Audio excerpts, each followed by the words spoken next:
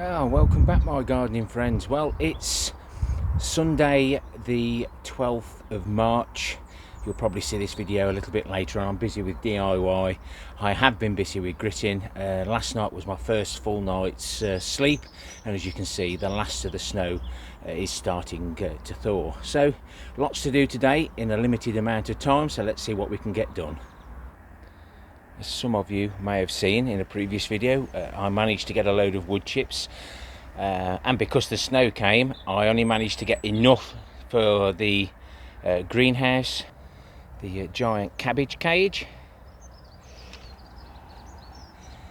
as he takes a photo instead of pausing it, and the fruit cage. I've still got a little bit more to do. I was in a rush just to do a quickie video, and we've got some left on the wheelbarrow. That's the best way to carry the wood chips in these containers. Easy to carry to your plot, down the plot, and hopefully not spilling them on the lower beds. And of course you can get more in there for the weight. Not too hard to carry, but you do have to be careful in case you crash into something and tip everything off. So one of my first jobs is to get the greenhouse cleaned. I'm not going to do a thorough job, it's just going to get some of the green off to let as much light as we can, and then we'll tackle the irrigation. We'll make sure that the water is flowing. We won't turn it on just yet because our last frost date is the end of May, but the hard penetrating frosts, we could probably get away with getting that up and running at the beginning of April. I'm going to change how I sit the pots on here. Now I've got the wood chips, as you can see, the ones at the back are really broken down. The birds love it in here, and I'll need to get that grass out. There's no doubt some twitch coming in from outside, maybe from the neighbouring plot, and we use the wood chips to support the plastic correx that we're going to use with the holes in, so when we sit the pots on they don't topple off or topple over. It's now 10 o'clock, 3 hours remaining.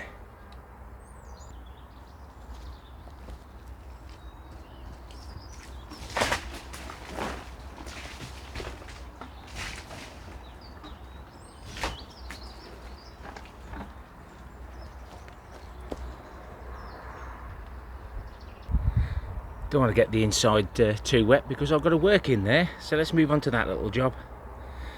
We'll let it all soak away. I can give it a wipe before we start planting. So first of all, I'm going to put some wood chips at the back before I remove that black plastic that's covered in the guttering, so that I don't get too many wood chips into the gutter. Won't matter, I'll probably still get loads in there anyway. So I've done that. I've also taken out the grass. Doesn't that look nice? But you look at that, it's throwing out its little runners. I think I've got most of it, but if we keep pulling it and burying it and not let it grow like that, so it throws the runners out, it'll eventually die, because without light it can't survive. That'll go in the perennial weed wheelie bin.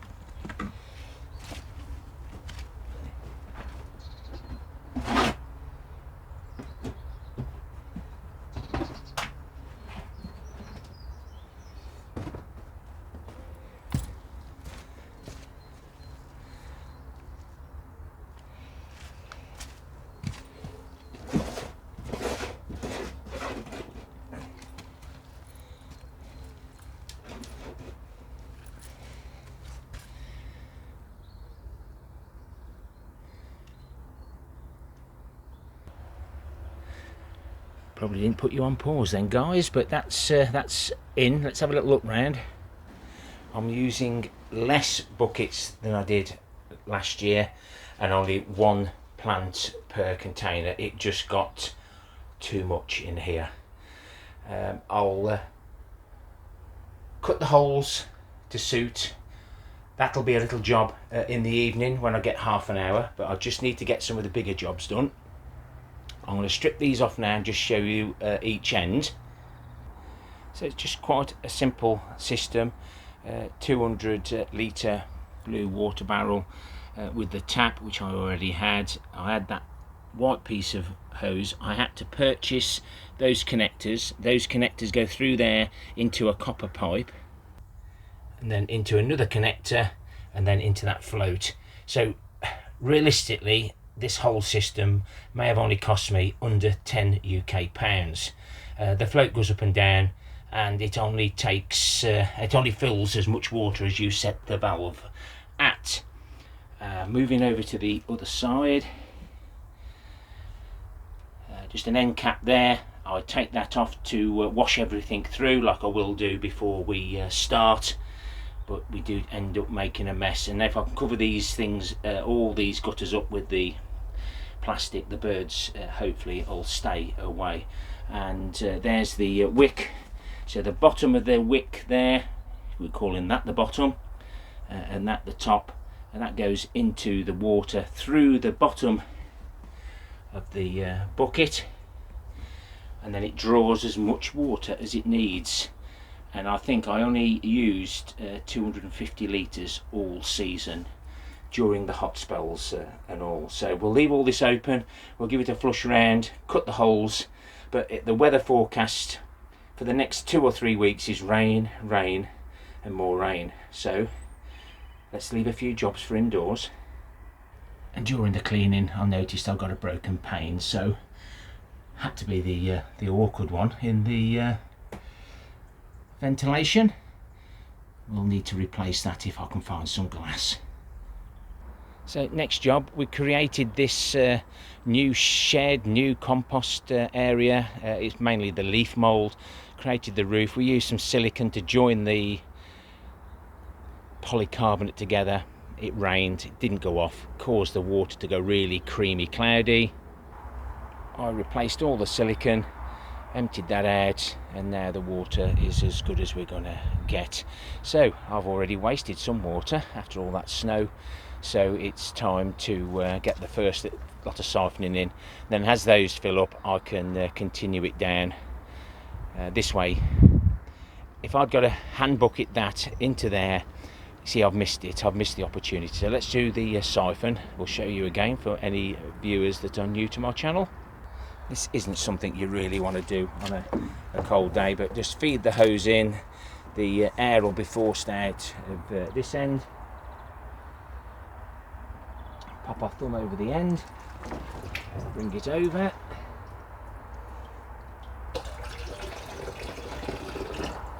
And we're away.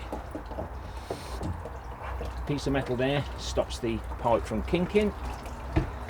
Cut holes in the sides to do that.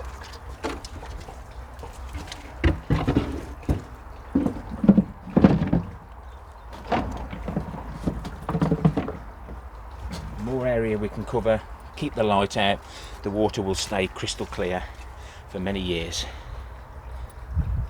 And as you can probably see, these tanks have got at least 150 ml of water in just from the surfaced area, so it's always well worth having the holes in to collect all the surface rainwater.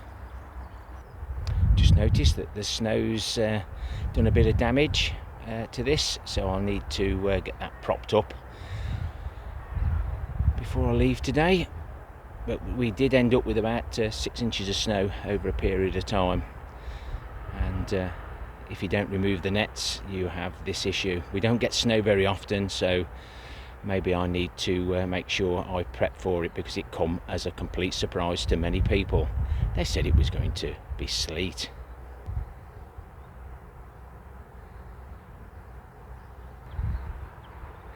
That was a quite nice easy fix, using those roofing battens that we found.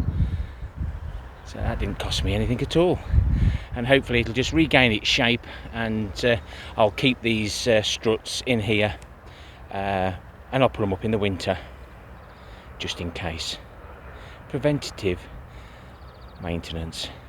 Whilst I was sawing the wood here, I thought, what's all this?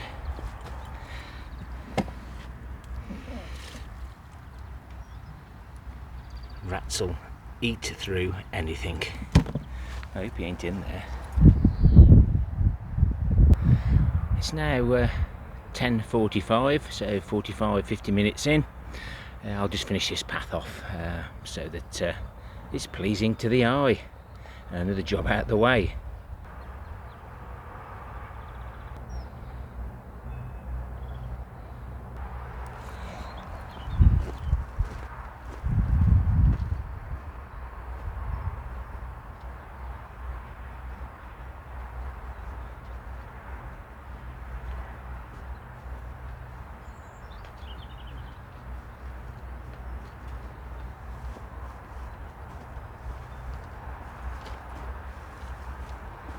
This will keep the weeds down and keep our feet clean. Mrs K hates it when I put my feet up on the leather sofa. No, I don't think so, guys, do you? The asparagus and the square foot gardening beds have been covered up all winter to help protect the worms while they do their bit. So I'm going to get all these uncovered and then we'll be ready for the super soil application maybe during April. So that's all that sorted. I've just checked the underground worm farms, they're okay. I've also found a leopard slug, one of our friends in the garden, because it eats the little black slugs. So I'm going to pop him into the compost bin to get that underground worm farm covered up. And I've just give it a little tickle with the fingers just to mix it up a bit. And heads up, a couple of raffles coming up, guys, for my regular viewers or any viewers. But you'll have to be quick this time. Next time you see raffle in the title. Now for the square foot gardens.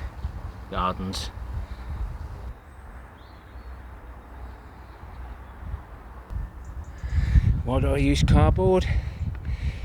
Because that is completely full of life, working away at our beds, protected from the birds, etc.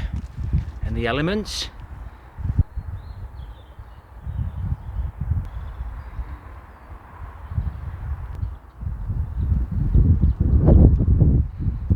Guys,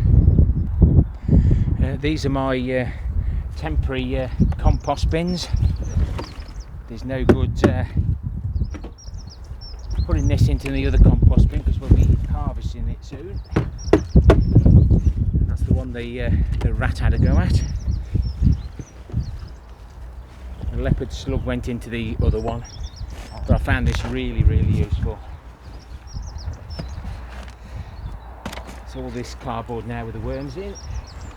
We go in here, it'll rot down nicely. Top it off with a half decent bit.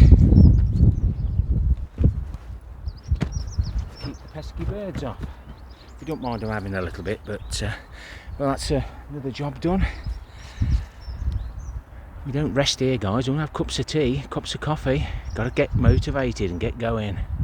I don't always come up with a plan when I come to the allotments, but it's always best if we have a plan. Right, let's get these crimson broad beans in. They've started to flower, so it proves that they need to get out the pots.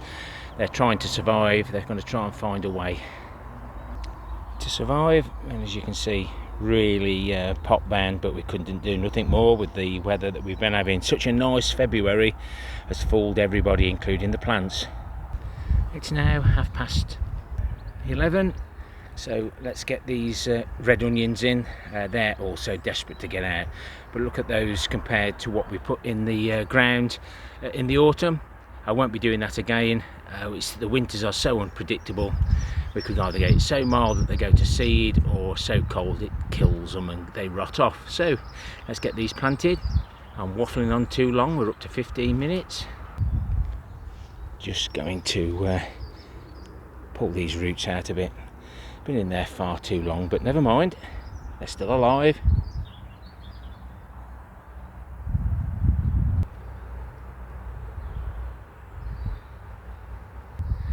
Well, that looks better. Let's just hope that we don't get too many more winter bombs. Hopefully that's the last, but they may extend our gritting season, which means they may be expecting more poor weather. Well, I need some more vegetables, so we've got carrots, parsnips. I'm going to check the purple sprouting, and then we may just be able to get some more Brussels, and I'll take some oprea with me today. Out of the 7 carrots in that row, 2 have gone mush at the top, but no doubt there'll be some good stuff. We'll show you at the end once we've washed. When we get snow, the pigeons get hungry, and they've managed to get at these 2. The net's on top to stop them flying in, but it looks like they were completely desperate, and they managed to pick a bit of green off. Hopefully that won't spoil that harvest, and I think we've got 1 or 2 of the Brussels sprouts left, but not bad for the middle of March. So how are my parsnips doing? Are they faring the same?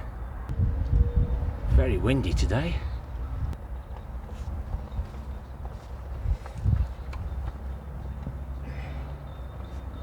These have been in since the 16th of April, and it won't be long before they're nearly in there for the whole year.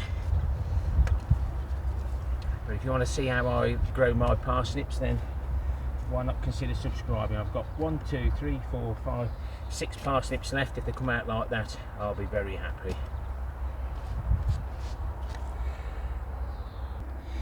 Not a bad little harvest for middle of March.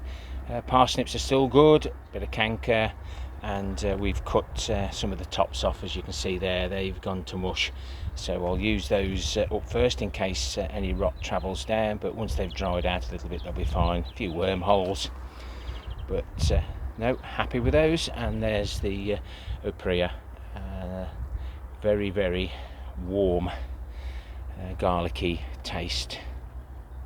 The sink has been one of the most useful things that I've ever made use of. It gets fed via the tank. Could do it running a bit quicker, but there's nothing hurting to just put a can of water into the sink there. But as you can see, it's being affected by the weather. It's not for outdoor. Neither is this. But this is what's left of the kitchen worktops. One of my DIY videos. If you haven't seen it, why not have a little look. What I'll get up to, say DIY, gritting, work, allotments, never ending. We just have to spread our time about. So I'll get the chainsaw up here and I'll cut that down to size, cut a hole in it. Very, very hard wood, but it's made a nice job of the kitchen. So I'll get that done during the summer. Just got to keep it dry for now. We started with the snow, we'll end in the snow. Thumbs up, thumbs down for the interaction. I'll have a look at my watch, my phone in a minute, see what time it is now. Please leave me a comment what you're up to or what you're not up to. Don't forget, don't let this weather fool you. Now it's just warming up, but it has been very wet and windy. It's now 12 o'clock, so that's a good 2 hours I've done. I've got a few more jobs to do, separate videos. Hopefully that will just keep the pigeons off if the wind doesn't blow it everywhere. And don't forget to please consider subscribing. Thumbs up, thumbs down, and not to forget the comments. I'll reply back to all the comments. Happy gardening to you all.